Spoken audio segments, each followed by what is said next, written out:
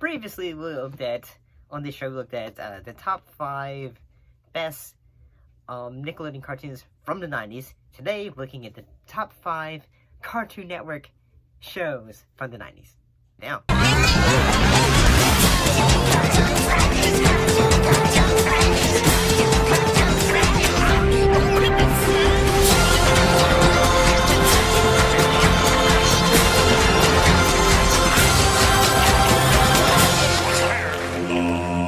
Cartoon Network, like say, when it comes to cartoons, this is what I always think of, especially in the 90s. I mean, still Nickelodeon, but this was, the Cartoon Network was an era of shows from the 90s that I love. So, I like that little intro for the Cartoon Network Fridays and all that. But let's look at our first one, which is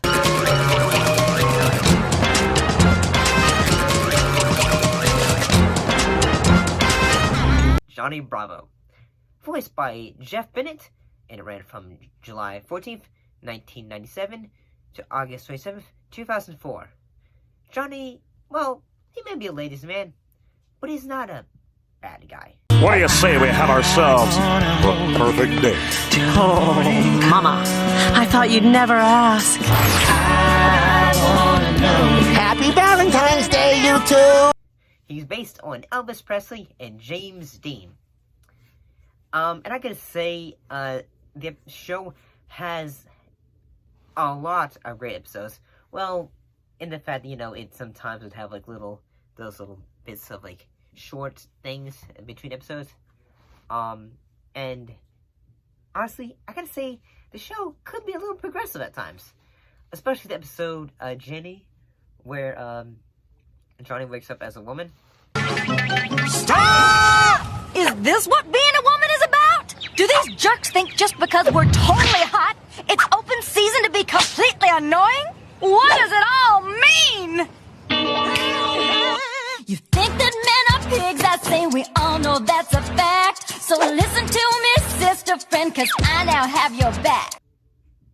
And, you know, he basically was like saying, oh, the shoe has on an overfoot or something. And then there was also the times where he would run into, like, real-life individuals such as Luke Perry. And, yeah, I gotta say, like, when it comes to cartoons, I always look back at Johnny Bravo on Cartoon Network. I mean, it's not the one I always think of, but it's one that I'll type in, think like, I'd like to use a clip for that. Let's go ahead and look at number 4, which was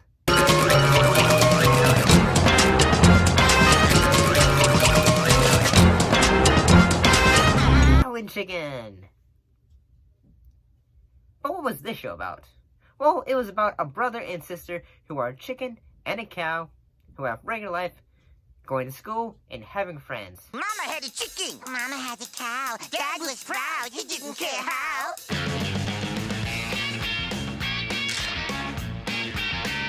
Cow. Chicken. Cow and chicken. Well, except the sister is a superhero, and the devil walks around town and is known as the Red Guy. And I gotta say that, honestly, there's a lot of great moments from this show. My buns are only 19 cents. I am so cheap. But I gotta say, some of the funny moments is when it comes to Super Cow, the Red Guy. Honestly, those are always some funny moments of that show. Ha! Oye, Grande Esto El Baño! I don't know what you just said. But I don't like the way you said it! I think there was an episode where, I think it was, I can't remember the exact thing of it, but, everyone got, it's like a quarter, soup, and then everyone's about to get turned into quarters, because the red guy's about to put a quarter in the Time Ordeal soup, like Super Cow saves the day. Oh, and this is the last original Cartoon Network show to be entirely produced by Hanna-Barbera Cartoons. It was nominated for 2 Emmy Awards. Good job, Cow and Chicken. Let's look at number 3.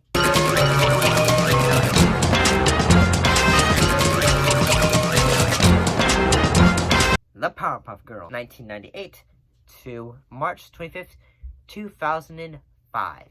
Blossom was voiced by Kathy Cadavania. Buttercup was by E.G. Daly. And Bubbles by Tara Strong. Well, when you think of the name Powerpuff Girls, you think, well, at first you'd think the show was geared toward girls, but the show could appeal to both boys and girls. If I were a bunny-eyed,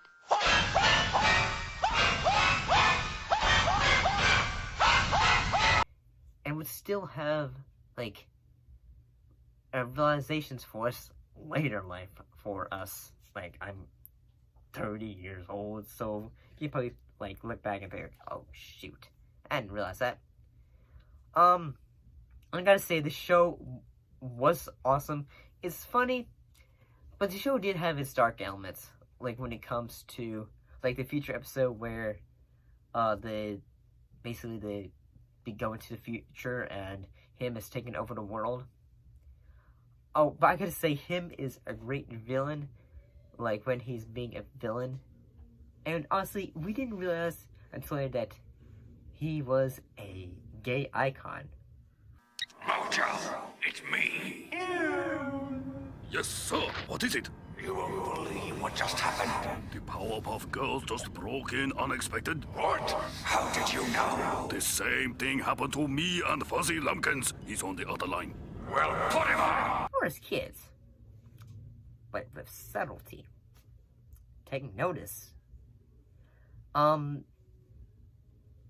and by the way, we all know that Mojo Jojo is a great villain.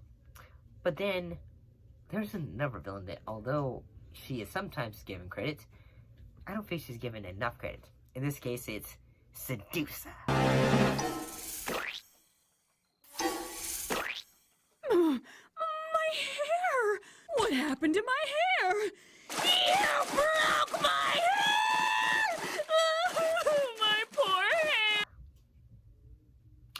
Yes, instead of Medusa, she uses her hair to grab you.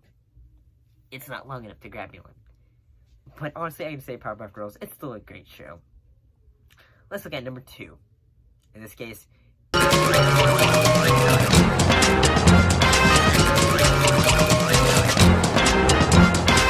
Dexters Lab. And it ran from April 27th, 1996 to November 20th, 2003. With actors including Christine Cavanaugh, Candy Milo, Allison Moore, Kate Christinda, Kathy Susie, who was the main voice of Minnie Mouse until her passing, Jeff Bennett, like we said, who was the voice of John Bravo, and who was the voice of Dexter's dad. Feed me! Feed me! Feed me! Eddie Denson. The show was created by Gendy Taraskovsky, who, if the name doesn't sound familiar, he created Samurai Jack. Back to the past, Samurai Jack. Watch out! Back to the past, Samurai. And he would do many other shows and films like Hotel Transylvania. Craig McCracken, Seth MacFarlane, Butch Hartman, and Paul Rudish, and Rob Rosnetti, animators who would do the show included. And I bet you're probably thinking, like, what was this show about, though? Well, the show was about a young boy genius who had adventures, whether his sister would be annoying him, or his arch-rival, Mendark.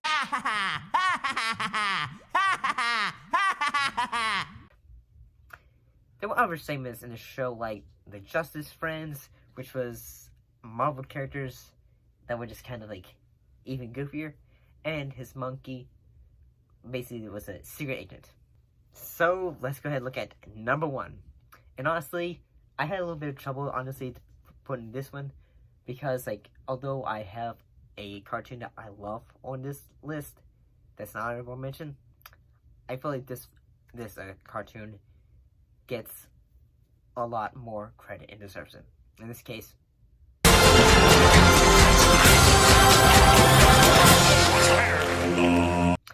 Courage the Kylie Dog, created by John Dilworth.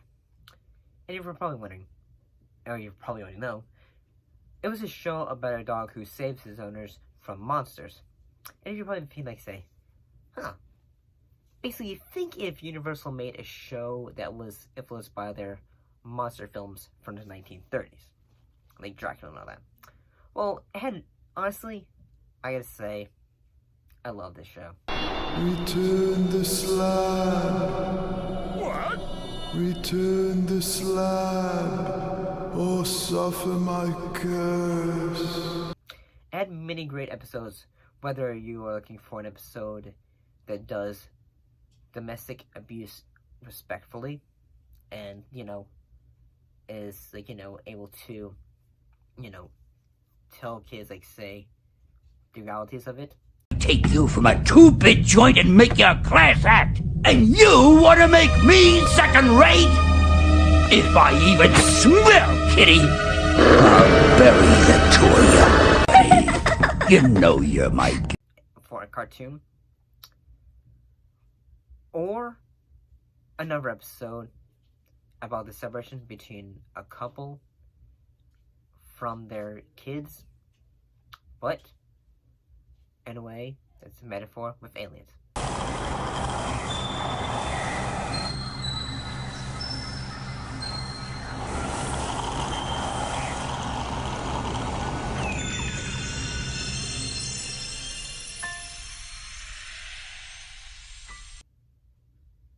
The show was a beautiful reminder that although you can have dark elements in a cartoon, but still beautiful moments that in a way make you realize that life can be beautiful. For one little special mention I would like to mention is Ed, Edd n Eddy. I'll end this video with this clip. Implement of commercial enterprise! Rope's back is cricked yet again! My turn!